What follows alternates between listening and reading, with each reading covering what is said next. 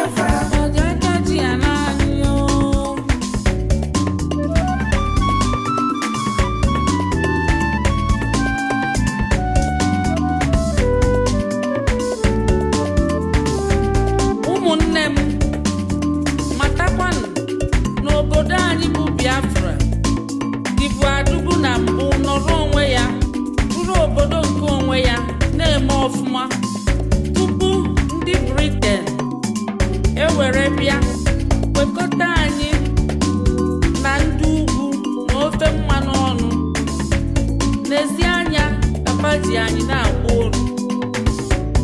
Chineke nna bịa zọpụta anyị. Ndị be anyị ọ bụghị nsogbu niile ga-eji udo wee na-edokwa. O nwere nsogbu eji ọgụ wee na-edokwa, maka na ọ bụrụ na ị na-ebu udo, onye gị na ya na-ebu udo a na-akwanye gị n'ọkụ, ị ga-azọpụta onwe gị ka ọ ghara ịkwanye gị n'ọkụ.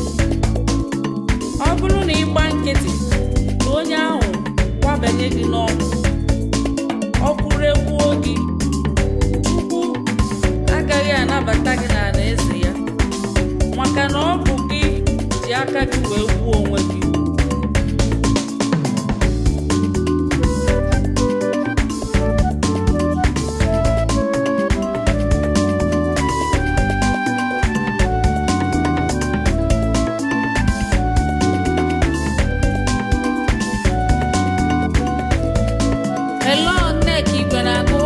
Say about the struggle towards restoration of Biafra. Behold, I prophesy that Biafra has come to stay. Sure, no going back. This is our time.